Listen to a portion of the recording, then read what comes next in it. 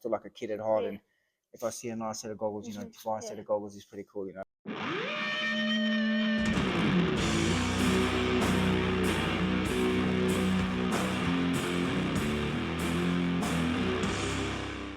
Hey everyone, it's Neville Bradshaw here. I'm from Johannesburg in South Africa, but I've lived in the UK for the last 20 years, and you are watching 5 Minutes with Fletch.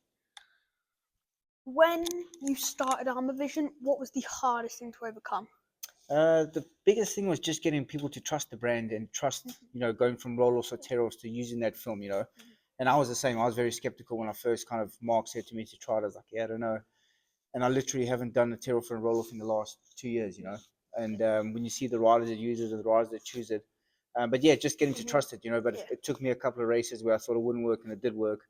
And now, it's pretty much what I'll line up with. So With the Fox helmets, obviously, they've come out with their new one. yeah, Do you prefer the new model or do you like the old fit better? I prefer the new one. There's a lot more technology in the new one. When I was working at Fox, it was the previous V3, and I really liked that. And then this one's just, like when you look at the attention to detail and stuff like that, it's super trick. And the safety features, which is a big thing now. Obviously, that's what you're paying the money for a helmet, and the lightness, the designs. It's just crazy what it comes with. It comes with spare cheek pads, comes with a spare visor, comes with a roost visor, sun visor, nice bag, So the attention to detail is quite nice. Like personally, I liked the shape of the old one better because I think it was quite distinctive. Like you saw that shape even if it was in black, you knew it was a Fox helmet. Yeah, sure. Yeah, it was a little bit thicker on the chin pad. The new one's got like a bit of a curve and stuff in it. I think for wind and stuff like that. So when you ride, are you always thinking about the things that can go wrong, or are you just trying to focus like hitting your marks and that? oh no, dude, never thinking about what's going wrong. Actually, saying that, I never used to, but it's the last kind of 18 months. I think maybe because I've hurt myself so much, I kind of do think a little bit. The biggest thing, actually, while we're talking about it, where I think negatively was the crash I had. I came over a jump on an old CR125 and I hit the jump as fast as I could. And I was jumping as far as I could, and as I took off, this guy was stopped in the middle of the track. And mate, I hit him so hard, like knocked myself out.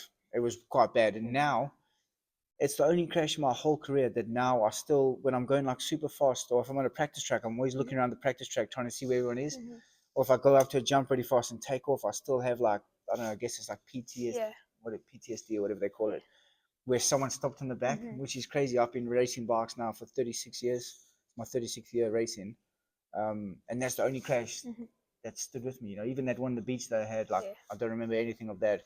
But that one, just that feeling I had when I took off and saw that bike there, and I was just like, no ways, So yeah, kind of a little bit more now, but when I'm racing and stuff, you're only thinking about going forward and passing the next guy and getting your marks and putting good lap times in. So really just try not to think any negative thoughts, like just try to bring positive energy around yourself. What's been your favourite goggle design ever?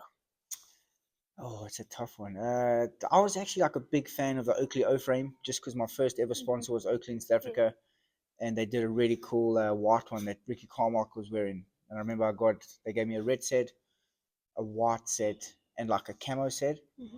And to get free Oakley stuff was pretty cool, like, so I would say that's, like that's what sticks in my head. But goggle technology now is like on another level, like you get the air brakes, you get the 100% stuff. And it's something I like, like that's the only thing I haven't taken a deal on this year is goggles, just because like I'm still like a kid at heart, and if I see a nice set of goggles, to buy a set of goggles is pretty cool, But they're all pretty good, goggles now. It's all technical, as long as they don't mess up. It's got to go with whatever looks cool, eh? Are the boys getting into riding, or are you trying to keep them away from it? So my youngest one, Braxton, it was his birthday on Wednesday, and I got him one of those little 18-inch revvies. So he wants to do it, and he's got the dog in him, and he'll be good at whatever he does. Like whatever sport he chooses to do, he'll be good. So I'm kind of just going to introduce him into it. Because even from like a young age, you could see like he had like a lot of skill and a lot of talent, just got on a balance bike, So I'll introduce it to him. If he wants to do it, he can do it, and I'll get behind 100%. If he doesn't, then we're playing football now every day after school, and that's crazy, like he's picked that up really well, and he wants to do it every day, like he wants to get good at stuff. So if he wants to do the right riding, we'll do that. The older one, we kind of got him bikes and stuff, but it's just not for him. So that's cool. Like he'll try to figure out what he wants to do, but really looking forward to like when Braxton decides what he wants to do on weekends, to kind of give up my weekends of racing to do that, because I think that's literally the only thing that'll keep me away from riding is when I get the time to invest in him. So I'm looking forward to that. What's been like your most mentally draining year as a rider? Oh mate, there's a couple. Like this year was unbelievable. Like it's the only year like I didn't want to be at racing, couldn't ride the bike properly, was in pain every day, battling some other stuff that I'm not going to speak about. It was just like loads going on. But I'd say this year, 2010 and 2007, those are the years I'd say were a struggle for me. You know, just the way things happened and didn't really have a lot of traction. But it also like motivated me. You know, like when I went in from 07 to 08, like it was mega. You know, like 08, 09, really good years, and then 10 was a bit of a rough year, but then 11, 12, 13, 14, you know, so you kind of use those setbacks and those hard times to like, you know, I'm going to make this right and move forward, you know. What's your favourite brand of bike to ride? Oh, that's a tough one. So riding TM this year, obviously getting on with that pretty good, but I was always a Suzuki guy because my dad worked at Suzuki, so growing up I was always Suzuki's, but I really like Hondas. Like, you know, the build quality of the Honda, like you look at the vets racing, most of the bikes are Hondas. You know, the build quality is good. And it actually took me a while because I got my first deal with Honda in 2000. And coming off the Suzuki, it was quite a stiff bike. And my mom just made me persevere. And funny now, like it's the bike of my choice, you know, just the way they handle, the way they're made. And had a lot of good years with Honda with the DB Racing Honda team. So, yeah, I'd probably say if I was to choose one, probably Honda. So, when you're on the line for a race, do you zone everybody else out? Are you trying to talk to people to get your mind off of it? So it's different. So when I was racing professionally, like I didn't like anyone, like I didn't speak to anyone. Like I was there to do my job, worked really hard in the week, and I was there to win. You know, like there was one or two guys like I don't know, Elliot, Brad, a couple of guys like I hung out with, but I wasn't going there for a social scene. You know, I was there to race. Now it's a little bit different. It doesn't really mean much to me, the racing. Speak to people, but I've still got the urge to do well. You know, like there's still like people I want to beat when I'm in a race. Like anyone I'm racing around, I want to beat them, but it's not as serious. You know, like I'm there for good times. It's not my job. I don't make money from it. So yeah, like when I was racing full time, it was just there was one goal, and whatever you had to do to get that goal, and there was mind games. You know, like Stephen Lenoir, rest in peace to Stephen. But when we went for that Red Bull Championship, and they wanted to do like a photo shoot of like us holding each other's throat, and I remember like holding his throat and just staring him in the eye, and like he was looking away and stuff, and I just stared it like, you know, so he played mind games and stuff like that, so it was quite serious.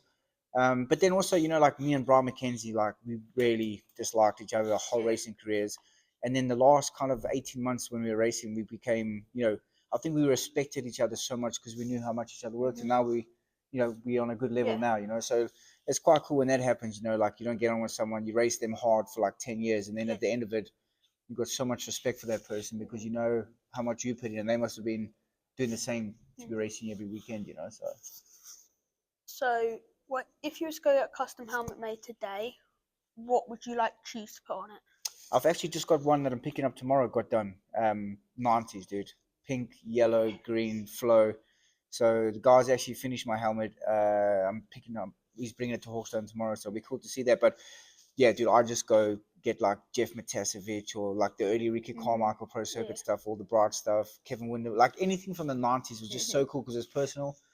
No one really gets like personal helmets anymore, you know. I think that was quite cool. It really brings out like your personality of what you choose is like a spray design, you know. So anything 90s or retro, I think looks sweet. I think I get like a pink, a purple, like flow yellows. Yeah. On a black base.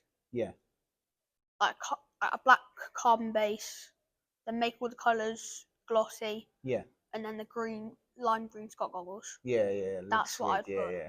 So that I've got a Fox helmet like that now. I said what the new V3s like that carbon look, but then like a few flow colors. But yeah, you'll have to pop around tomorrow and see what this new custom one looks like, dude.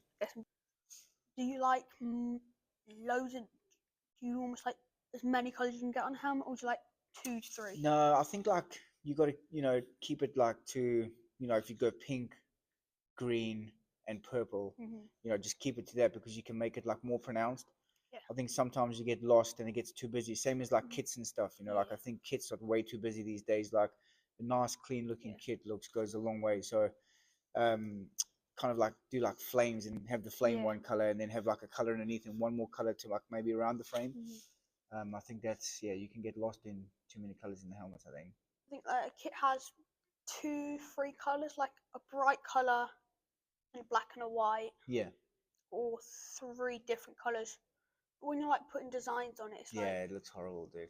If you want to put the designs on it after, go ahead. But yeah, the base kit should be as plain. You can get as many sponsors as you want on. That's it. I think like plain looking stuff. Like I really like the look of the One Industry stuff where it's just clean, very old school looking. Like when it's just neat, when it's got the sponsors on, it doesn't look too busy. Everyone can see what brand of kit it is. You know, like a lot of them, you just think, man, like who came up with this design? You know, like they are way different. So that is something I'd love to do in a molder. Design the kits. Yeah, I think it's a cool, especially if you've got a good eye for it. You know, like where I've been around racing for like 36 years now. Like obviously you've seen a lot of kits come and go, and you know the ones that stick in your memory are normally the good ones. You know, so you can kind of see it from like a racer's perspective. So yeah, it must be a cool job.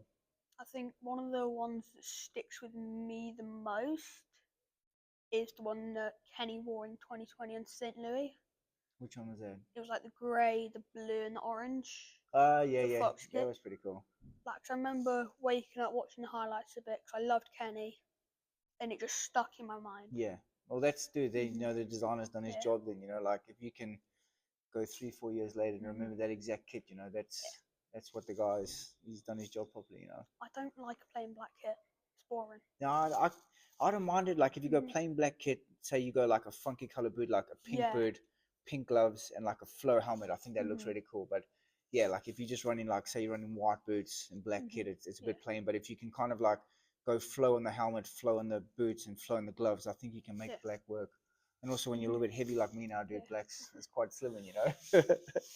So when you ride, like if you're in a black kit compared to like a white and yellow kit, do you feel the difference in heat? Just like the black kit make you feel hotter, or in South Africa we used to a little bit, but geez, I've never had that problem in the UK. But South Africa we used to wear like light colored kit because obviously like when you set in the start line and it's 38, 39 degrees, the black kit gets a bit warm, you know. So we always used to go like lighter colors and also like didn't stain, you know. Like you could probably wear like a full on white set of kit once, unless you're power washing it and stuff like that, which just takes too much time. So I remember like Emig when Emig was good in America. He was hot summers, black kit, which was cool. You know, like show up like a little bit of mind games and stuff like that. But yeah, I like black. I've always been a fan of like black, and then but you have to break it up with some flow.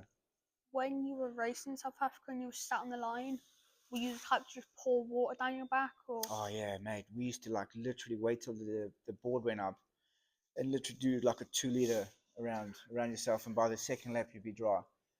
It was so gnarly. I remember coming in from races and just like collapsing, dude. Like just finish yourself, and there's just the heat's just around you. You know, the only thing you can do is like put your feet in water or stuff like that. But that was a big thing in South Africa, was staying hydrated and you know managing your energy. You know, like some of the motors you couldn't go 100% the whole motor.